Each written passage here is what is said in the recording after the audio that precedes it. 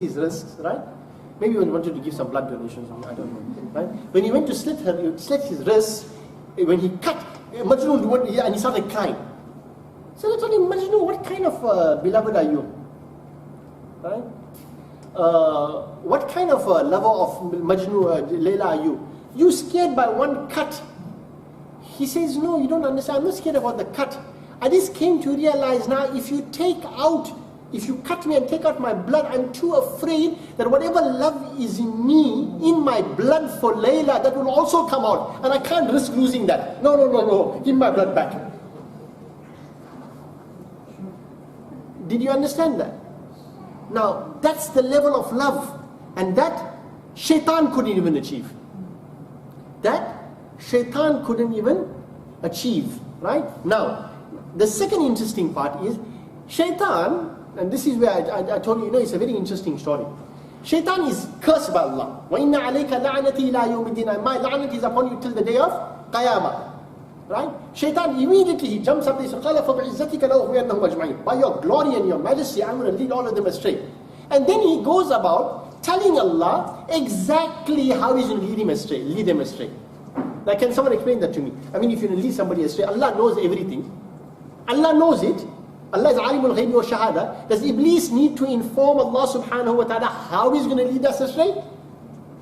And then for Allah to, so to speak, right, present in the Quran and say, you know what, in the conversation that Iblis had with me, right, this is exactly how Iblis said he's going to lead you astray. Right, listen to these words here. Right? He said, if you give me respite till the day of doomsday, I will subdue his progeny except a few of them. So he created a distinction. Some of them I'm not going to subdue. I can't have a hold over them, right? Then he says, go then. Then Allah subhanahu wa ta'ala said, go then.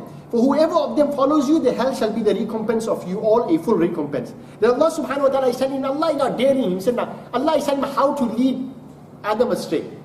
Right? He says, entice with your voice those of them whom you can, and rally against them your horsemen and your footmen, and share with them in their wealth and their children, and make promises to them. And say, Shaitan promises them nothing but delusion. وَاسْتَفْسِزْ مَنِ اسْتَطَعْتَ مِنْهُمْ بِصَوْتِكَ وَأَجْلِبْ عَلَيْهِمْ بِخَيْلِكَ وَرَجِلِكَ وَشَارِكُمْ فِي الْأَمْوَالِ وَالْأَوْلَادِ وَعِدُهُمْ. Allah is telling, no, this is how you will lead them astray.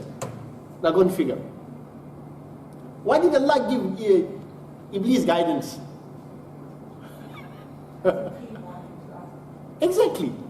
One. Number two, like he gives Anbiya guidance how to lead people to the straight path, he tells Iblis, no, I'm telling you, do it like this, because he's already pre-prepared Anbiya alayhi salam to fight against Iblis's efforts. You understand? So then Iblis himself said, he says, ثُمَّ لَآتِيَنَّهُمْ مِنْ بَيْنِ أَيْدِيهِمْ. He said, I will come from them from the front. وَمِنْ أَيْمَانِهِمْ ثُمَّ مِنْ بَيْنِ أَيْدِيهِمْ وَمِنْ خَلْفِهِمْ وَعَنْ أَيْمَانِهِمْ وَعَنْ شَمَائِلِهِمْ. He said, I will come and attack them from the front, from behind, from the left, from the right, everywhere. And then he said, وَلَا تَجِدُ أَكْثَرَهُمْ شَاكِرِينَ. And you will not find the vast majority of them making shukr to Allah. So Iblis is telling you, Baba, I get you and I ensnare you when I find you developing an attitude of ingratitude. Now, how can anyone say, the devil made me do it? You know, Marhum had said here, the devil made him do it. How can anybody say the devil made me do it there and say, I didn't know the devil was going to lead me astray, when Allah has told you exactly, and Mr. Iblis himself has been kind enough to divulge exactly how he's going to lead you astray there. Who can now say, no, I didn't know how Iblis was going to lead me astray? Allah is telling, you know how many verses there are in the Holy Quran telling you how Iblis works? إِنَّهُ يَرَاكُمْ هُوَ وَقَبِيلُهُ مِنْ حَيْثُ لَا تَرَوْنَهُمْ Surah Al Kahf. Right? مِنْ شَرِّ الْوَسْوَاسِ الْخَنَّاسِ. Right? Allah gives you the categories of jinn who are known as shayateen. وَشَيَاطِينَ كُلَّ بَنَّاءٍ وَغَوَّاسٍ. Those who are masters and master artisans, builders. And those who can dive deep into the oceans and take out pearls. They are from the shayateen al jinn. I'll give you the categories of shayateen right now who are part of Iblis's army. They are Iblis's progeny. Okay? But the point I'm putting across here is that Iblis informed Allah subhanahu wa ta'ala that he's going to lead man astray, how he's going to lead man astray, right? And moreover, Allah subhanahu wa ta'ala then told him, no, entice them like that too. Carry on enticing them. Do this, do that. He also gave Iblis. Because Allah is so confident in us with His mercy that Iblis can try. Those who are going to follow him will follow him. But the rest, Allah's forgiveness is open. And mind you, none of us cannot sin. Understood that? It's impossible for you to be sinless. The Prophet of Allah in one hadith, Sahih hadith, said, if all of you were to stop committing sin, Allah will destroy the nation and create a nation that will sin, so that He will forgive. Number one. Number two, we spoke about in detail last week. We had a long discussion, Faria. Oh, she's here. Right? We had a long discussion about taqdeer, destiny, free will, and so on. Remember, Iblis and the jinns have free will. Human beings have free will. Malaika have no free will. Right? And the interesting part is our free will is hot-wired into us. So even if you don't want to have free will, you're going to have free will. Understood that? You cannot not have free will because you've been created with free will, period. There is no such thing that a person can say, I have no will whatsoever. Stop breathing. Your free will, that's hot-wired in you, will demand that you breathe. Right? I'm going to stop my kidneys now. My free will. Ain't going to happen. Imam Ja'far as-Sadiq radiallahu ta'ala was asked, how much of free will, how much of non-free will? He said, simple. I gave you the answer before, example before. One hand up please, Ji Hazrat, no problem. One leg up please, Ji Hazrat, no problem. Put the other hand up, Ji Hazrat, no problem. Put the other leg up, no, can't do it. Do it! Free will, do it! You are bayn al-jabar wal-qadar. You are between the two. Right? Long and short of it is you are between the two. Iblis, on the other hand, couldn't make up his mind which one he was. He had a fatalistic attitude. Ya Allah, you led me astray. Then after that day, he changes his mind now about destiny. He said, no, I'm going to lead everybody astray.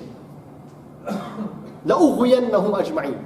So sometimes he's an exponent or proponent for free will, and sometimes Iblis was a proponent for no will. I had nothing to do with it. So anyone who says I had nothing to do with it is a liar, he's a shaitan, right? And he says, I have absolute free will, I'll do whatever I want, is also a shaitan. Because he can't come up to submitting to Allah subhanahu wa ta'ala in realizing and submitting to the fact that you are between Jabar and Qadar. Understood? Very critical argument. Iblis was caught up in the same argument. Another argument that the Prophet of Allah sallallahu alaihi wasallam informed us about. People start arguing about Allah and the nature of the creation, and this and that, and this is Sahih al-Bukhari, right? And this and that. And eventually they come to a point and say, but if Allah created anything, who created Allah? See this type of philosophical arguments. You know, can Allah create a rock that He can't carry? You know, dumb questions, which have no answers. Can Allah create something stronger than Him? These are all, Prophet of Allah said, seek refuge in Allah from this, because this is the Shayatini thinking. Interestingly enough, scholars, and the most pious of scholars, got caught up in this, right? Sayyidina Imam Fakhruddin al-Razi, whose tafsir I regularly refer to, because one of the greatest tafsirs are, you know, the Tafseer al-Kabir. Sheikh Abdul Qadir al-Jilani quotes Tafseer al-Kabir as well. Right? He was an Ash'ari scholar, very great, Shafi'i, right? Excellent, one of the highest ranking mufassirun around.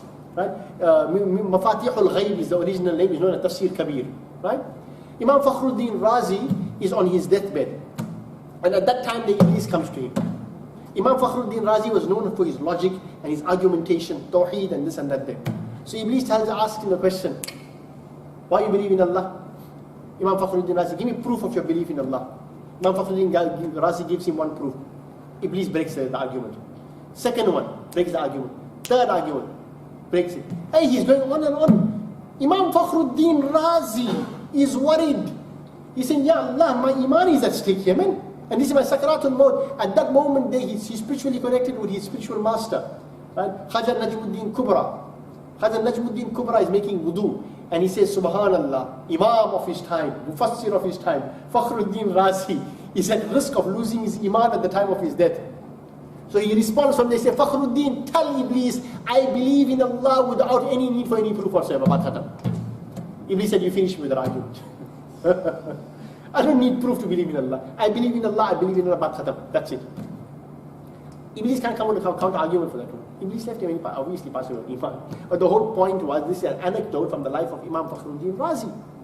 So these argumentations that people have, and really it's become a norm of the age in this age. Does God really exist? You know, if you go to any philosophy class, in university, or go to any of these classes there where they teach this type of philosophies and ideologies and so on, the first thing that they work towards completely destroying in any person who believes in the concept of God is to nullify their belief in the existence of God and the concept of God. Do you know that? Because all of these modern philosophies are based on what we know today, you know what we call liberalism and secularism and so on, atheism and so on there. All of these things are based fundamentally on the divinity of the human being. Not that we are divine human beings, no, but on the sovereignty of the human being, and by virtue of the non-existence of God, which means that you have absolute control, you are the master of your destiny, you do as you wish, you don't submit to anybody, there is no Jannah, there is no Jahannam, there is no creation, there is no nothing and so on there. And I'll show you that the Tafseer says, let's go to the Tafseer now while we're at it. The Tafseer states here that, just remind me to tell you how Iblis got into Jannah, right? You won't forget? Well, I'll forget. Then you'll ask me, yeah, but how Iblis got into Jannah? Right? Oh yes, one more question. What I was just going to tell you just now? How Iblis, what you call it, comes and attacks you. The story of atheism and secularism. Abdullah ibn Abbas radiallahu ta'ala anhu, Imam al-Mufassirin, Hibr al-Ummah, the cousin of the Holy Prophet alayhi sallam, in his tafsir of ثُمَّ لَآتِيَنَّهُمْ, that I will attack them from the front. He said, when I attack them from the front, one of them, Qatada said this, one of the great Mufassir, he said, one of the means of attacking them directly in front, one-on-one confrontation would be, I'll tell him, by the life of this world is the only life. Paradise doesn't exist. There is no concept of hell. This is the only life you're going to have. Make the best of it. Today, what is the prominent argument of the atheists and the secularists out there? There is no life after that. Where's the proof of Jannah? Where's the proof of Jahannam? Where's the proof that you have hell accountable? Who told you there will be a day of judgment? Who told you there's a God in the first place? And this is exactly what the Imam Qatada said in Tafseer. He said the first direct attack, you see the direct attack, see coming from the front, the direct attack will be, God doesn't exist. And that's the biggest, dupe mechanism that Iblis has. He makes you believe that you exist and denies the existence of God. And he makes you sovereign in your life. No. He tell you, no. Follow your own desires. What is he after? Khannas. What does he do? He whispers to you towards evil. Kar de beta, kar de, carry on. That's all. And he wants you to basically submit to your own desires. That's why the Prophet of Allah gave an example. If a person doesn't make up for Salatul Fajr, and the Prophet metaphorically said, right, that Iblis urinates in his ear. What is basically Prophet of Allah telling you? He put the nonsense into your ears. Baba, tu sun liya, you heard the word of Shaitan in your ear. Ji soja. Allah is sending a message out to you. Hayya ala salah, hayya ala al-falah, as-salatu khayrun min an-nawm. And Iblis is telling you, soja, beta, soja. It's Sunday today. You're not working today. Allah will make maaf. It's fine. And your nafs from inside says, hey, sleep. Everyone is guilty of it. Not everybody. Most of you. That's what the Prophet of Allah said. That's how he catches you. What does that tell you? Now, two questions I want to answer. These are important. So if you discuss it with somebody, at least you can get an answer. The question was, I asked the question last week, why did Allah, right, in the Quran, the dialogue between Allah and Iblis is the longest dialogue between Allah and any other created being in the Holy Quran? Why? Some smart Alex are sitting down there. Well, look at the honor Allah gave to Iblis. Even though he cursed him, right? The longest dialogue recorded in the Holy Quran, which is the Kalam of Allah, is the dialogue between Iblis and Allah. So they say, look how great Iblis is. Allah spoke to him for so long. Answers are two. Number one, who said God spoke to him directly? Doesn't say that directly. وَكَلَّمَ اللَّهُ مُوسَى تَكْلِيمًا. Allah spoke to Musa alayhi salatu wasalam directly. So most of the scholars say that Allah spoke to Iblis indirectly through the wasita of the malaika, through the intermediary agency of malaika. Right? Some scholars will tell you, but there is no proof of that. That's purely your own conjecture. What if Allah spoke to Iblis directly? So I said that's fine too. Still, Allah spoke to Musa alayhi salatu wasalam out of honor to Musa alayhi salatu wasalam, to honor him, to grant him the maqam of nubuwwah, and to elevate his status, and to bless him with his vision and so on. and he spoke to Iblis in anger and in wrath and to curse him, what would you rather have? One was the kalam of izzah, and one was the kalam of dhillah. One is the kalam of ta'deem and hamd and thana, right? And one was the kalam of la'na. You see? And Allah speaking is not in words like you and I speak. Please understand that. I've told you this 100 times. Right? There are no Arabic words. قَالَ فَبِعِزَّتِكَ لَأُغْوِيَنَّهُمْ أَجْمَعِينَ and so on. Iblis may have done it, but Allah doesn't speak like that. قَالَ فَالْحَقُّ وَالْحَقَّ أَقُولُ. You know, like he heard the thunder and Allah is speaking. Please, get those baby, class 1 concepts out of your head. قَالَ فَالْحَقُّ وَالْحَقَّ أَقُولُ لَأَمْلَأَنَّ جَهَنَّمَ. So Iblis heard Allah speaking to him. Get over it. Okay? Because people have these misconceptions, Allah is the, like, gijri, bijli, karake and all that. What nonsense, man. Okay? Right? So, let's clarify the other thing. How did Iblis enter into paradise? Because Allah threw him out. There's 3 possibilities. Imam Ibn Hayyan al-Andalusi rahmatullahi ta'ala states that Allah threw Iblis onto earth. And he was made to live in the basically from the depths of the ocean till planet Earth as it is, right? And then Iblis made waswasa to Adam alayhi salam from earth. Another narration says that Iblis came to the... Now, remember, as I told you, paradise is not one house with one door there. So Iblis, when he stood at the door of paradise, didn't mean he stood there by one door there. Baba, one too nice high door there, in wood or something, and Iblis opened the door and... No. Door here means portal. Portal? A gateway. Right? It meaning entry into a new dimension. So he stood at the portal of paradise there and he sent off his message. The third narration says that Iblis came in the form of some animal there, which animals inhabit paradise, by the way, and he managed to deceive Adam alayhi salam. The story, as I told you last week, most of these tafseers in particular, in terms of the narration that they give, although they are the most qualified mufassirun, right? As I told you, in terms of sanad and in terms of authenticity, you must take it at the very best as anecdotal. If it does not have a sanad in it, like a chain of narrators and so on there, you cannot take that as authentic, nor can you deny that it is not authentic. Right? Because scholars of this caliber here will not narrate something to you which is false, because it takes away from the scholarship. Right? So this narration, according to the Mufassirun, is from Abdullah ibn Abbas radiallahu ta'ala anhu and Abdullah ibn Mas'ud radiallahu ta'ala anhu, and Allama ibn Jarir Tabari says this. He said, when Allah subhanahu wa ta'ala told Adam alayhi salam, after throwing Iblis out, he said, وَيَا عَدَمُ اسْكُنْ أَنْتَ وَزَوْجُكَ الْجَنَّةِ. You and your wife, you all go and stay in paradise. And eat from there as much as you want to do, whatever you want to do inside paradise. Baba, it is paradise after all, enjoy yourself. وَلَا تَقْرَبَا هَذِهِ شَجَرَةً. And Allah told him, and don't go near this tree. Now, the Christian narrative, if you read Genesis and all of these things here, an Islamic narrative is totally different. One Muslim who was a Christian before, when he was studying the Holy Quran to become a Muslim, the thing that made him become Muslim was this, وَإِذْ قَالَ رَبُّكَ لِلْمَلَائِكَةِ, this whole story of Adam and Iblis. Because he was brought up in that, in the narrative of the original sin and Adam eating from the thing there and being duped by Eve and this and that and everything inside there. And man is here for salvation. You know that. We are here to atone for the original sin. That's why we are here on planet Earth. Right? We are not here for fulfillment of the job of Khalifatullah fil Ard. We are here to atone for the original sin, to go back to our home. This is for salvation. The whole theory of salvation in Christianity and so on. So he says, Quran does not show any anger. When Allah subhanahu wa ta'ala tells Adam alayhi salatu salam that, don't go near this tree, Allah doesn't tell him like, don't go near this tree, otherwise I'll... No. Eat from there, but don't go near the tree. Allah isn't bothered about it. Allah is not concerned about it. Allah just told Adam as a caution, don't go near the tree. And told him, why? You come from amongst the zalimeen. Allah made it even clear that if you go there, it's not a major sin. You'll do dhulm to yourself. You'll cause harm to yourself by committing an error, by not listening to my command. And Allah subhanahu wa ta'ala then said after, Adam alayhi salam did not willfully go there and eat from the tree. Fanasiya. In Surah Taha. Fanasiya. He forgot. He forgot. Very important.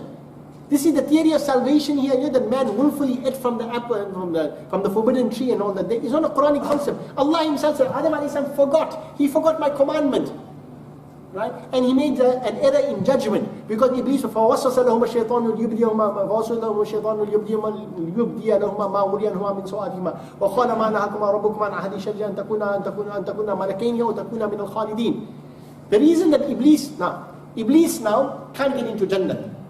So according to Abdullah ibn Mas'ud, Ibn Jarir Tabari, Imam of Tafseer, Ibn Jarir Tabari says that in narrated by Abdullah ibn Mas'ud and Sayyidina Abdullah ibn Abbas that Iblis tried to get in. Malaika told him out, can't go inside there. Now Iblis wants to get in. So they say at that time, now this is interesting, as I told you, these are anecdotal, okay? Anecdotal. Don't say this is no dalil here, please. Right? At that time, Allah subhanahu wa ta'ala, the serpent, the snake, was not in the form that it is right now. This is according to this Ibn Jarir Tabari's tafsir of Abdullah ibn Mas'ud and Abdullah ibn Abbas. That's why I'm narrating this into you. The snake was not in the form that it was like a camel. It was a quadruped. It had 4 payas, legs. Okay? And it was a beautiful animal. So Iblis managed to coax the snake that was in that form at that time there to hide in its mouth, because you know it had a big mouth and whatever it is there, not big mouth like that, but you understand, right? To hide inside. And the moment it entered into paradise, into the portal called paradise there, Iblis came out in his original form there, and he managed to slip in, so to speak. And that's when he tried to beguile Adam alayhi salam, Bibi Hawa. He first went to Bibi Hawa, right? And he told her, look here, the only reason why Allah has prohibited you from this one here is because you'll become from amongst the angels. One narration of Tafseer Ibn Abdul Razzaq, of Abdul Razzaq bin Humam, Tafseer states there that the Malaika used to eat from that tree or consume the leaves of the tree there, which would allow them to continue to live for such a long period of time. So that was the food that they used to eat from there, which enabled them to live for such a long period, almost eternally. Right? So that's why Adam alayhi salam, when he heard the story, he said it must be true. You know, Malakain, you'll become angels, or takuna minal khalidin, or you'll become eternal, immortal beings. Immortality and spirituality were the two